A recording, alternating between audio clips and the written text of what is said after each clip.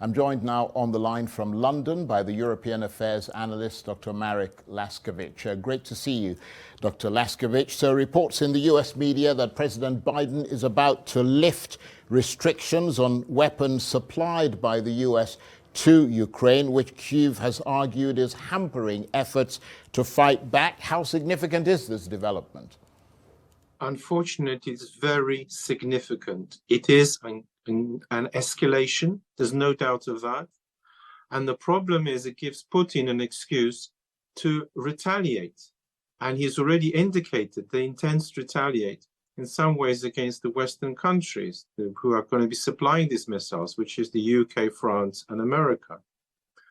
And the worst of it is, it's quite not remotely clear why he's going to let this. It is not as if these missiles are going to win the war for Ukraine.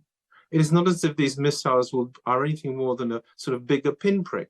They're a huge embarrassment, of course, to have missiles raining down on Russia, but it's not going to make the war go Ukraine's way necessarily. And therefore, this pointless escalation puts us, in fact, the whole world, if Russia does decide to strike at those countries supplying the weapons, into a whole new geographical and logistical escalation, which may end very badly. If President Biden gives the go-ahead, we are one step closer to World War III. Well, I'm going to come to that in a minute because that's an extraordinary sort of aspect of this war, and one that I think we've pointed out before that you have analyzed and written about in your many books. I was going to ask you how much of a military boost this will be for Ukraine, but I think you've answered it: a boost, but not a game changer.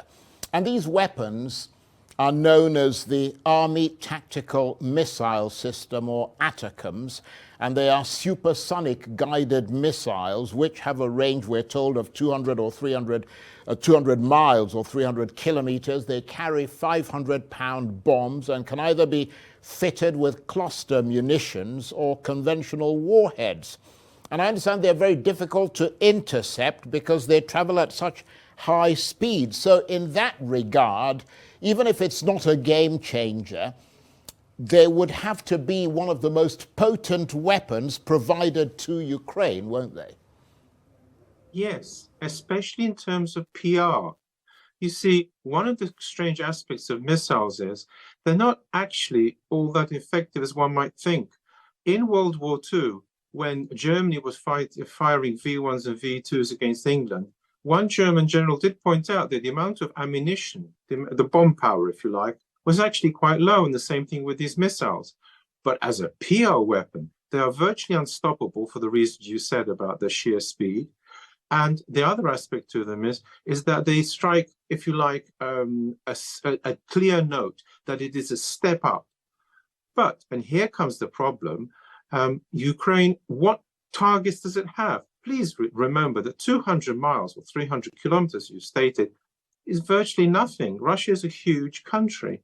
It may help in local tactical, but Russia is far bigger than that. And therefore, these weapons, as I point out, far from being a game changer, if we don't watch out, will actually make the game far more serious, to the point of it being, as I say, heading one more step closer to World War III. Nevertheless, the Kremlin has reacted with some fury, although Dmitry Peskov, we heard him earlier, sounded a bit muted there. But nevertheless, we've heard from not just the Kremlin, but a lot of Russian politicians who've been very angry indeed. And we know that President Putin has said recently that the use of these sorts of weapons would be viewed by Moscow as the direct participation of NATO countries in the conflict in Ukraine. And that's quite a powerful reaction, isn't it? Alas, yes. The problem is that it gives Putin now an excuse to go that step further. Please remember, if he goes a step further and gets a success, his prestige goes up. And as his prestige goes up, it'll be far easier for people to come openly on his side. Already China is now openly exporting some arms to Russia. and that therefore more countries may well see him, as it were, at least taking a swipe at the West and trying to knock it off its perch, and therefore his prestige as it goes up is in fact one of the key problems. The other aspect is, if he strikes against the UK or France or America, and this is what he has indicated before in his speeches, what then? Because these countries have got to retaliate as well. And we're in that retaliate, that spiral, which could go very, very badly wrong. Not just for the countries concerned, but I stress for the whole world. And that's the point I want to pick up with you right now, because, I mean, it sounds frighteningly prophetic, looking at some of the things that you and I have discussed previously and some of the things that you've mentioned in your book, because now it coincides with the arrival of thousands of North Korean troops who have joined Russia in this war. And it's slowly, I think that was your sort of assessment as well, it's slowly spreading. Now we've got the North Koreans joining the war and the potential of Russian retaliation against NATO countries, which, as you said, would drag NATO into it. And so I have to ask you this again, although I know you've mentioned it. Is it a step towards a world war, as some analysts, including yourself, have suggested? Alas, yes, it is that. It is precisely that. And I hope that President Biden will reconsider his decision, because it has not yet been formally made. We have, as it were, a window of opportunity where he can give several reasons, being a good politician, why he won't go forward quite now. There's another aspect to this, is that Russia is making steady gains on the battlefield, which you indicated. And this is the worst aspect of it, because strictly speaking, there's no obvious reasons for the Russians to agree to any peace terms, as they're winning right now. And the more they win, the more territory they have, not just as a bargaining chip, but for occupation purposes. And here is one point which I'd like to, I think, clarify. The President Zelensky has said the Russians' goal is to destroy Ukraine. It's not to destroy Ukraine, it's to conquer Ukraine. I believe that still is his goal. And as he makes progress, and if he can use still more weapons, because he makes use of the West's mistake in escalating pointlessly, then I'm afraid it can go very seriously wrong. So, I mean, Dr. Laskiewicz, why do you think this decision has come now to allow Ukraine to use these long-range weapons? And has it got anything to do with the arrival of those North Korean troops into Russia, the imminent return of Donald Trump to the White House?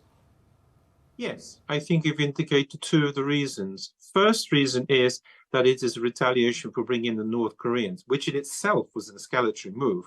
Let's get this right. It's not just the West that escalates, so does Russia. Secondly, he's trying to do something before Donald Trump comes because he wants to help Ukraine. But there's another aspect to it, I believe. He wants to leave the White House being seen as some way a winner, or at least a military leader, because, to be honest, his reputation isn't very good at present. Everyone's worried about Donald Trump, the strong man, so to speak, coming into office. And he sounds like this frail old man with respect to Donald Trump. And I suspect it's also to show Donald Trump that he too can take action. And a key question, do you think Ukraine's other allies will follow suit and give the okay for their weaponry to be used inside Russian territory? The key question is Germany. After USA, Germany is the second biggest military provider. We already know that France and UK are prepared to go ahead, so they're already quite clear. But Germany hasn't said, and what's more, a very, very important step took place just recently. Germany phoned Russia. Now, this actually cuts straight through the entire West negotiating position that Russia is the aggressor and that it must stop being the aggressor for any peace terms to occur.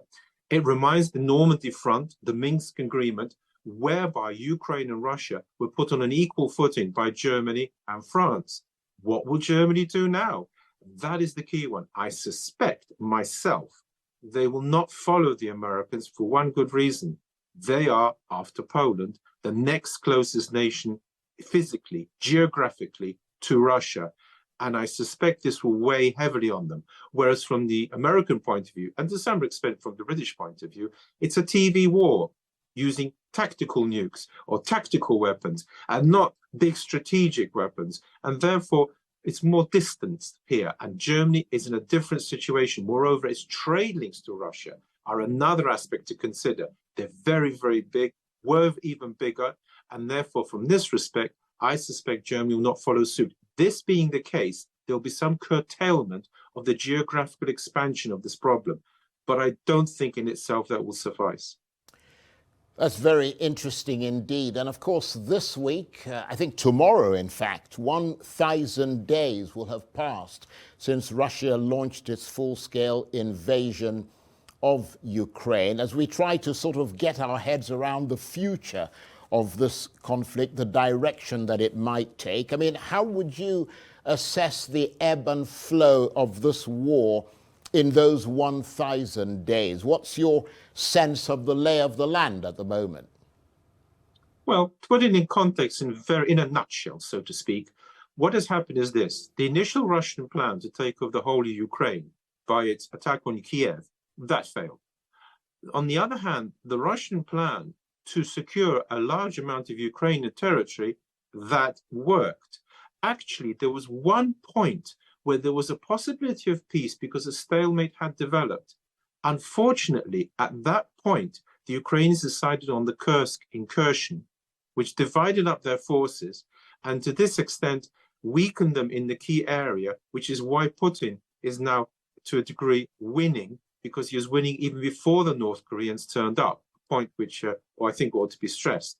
Therefore, the situation is that Russia was for a time A, deprived of conquering the whole of Ukraine, and B, held to a stalemate, but now is advancing on all fronts, and indeed has the opportunity of pulling off a very, very bad for the West strike if President Biden gives the go-ahead formally for these long-range missile strikes into Russia.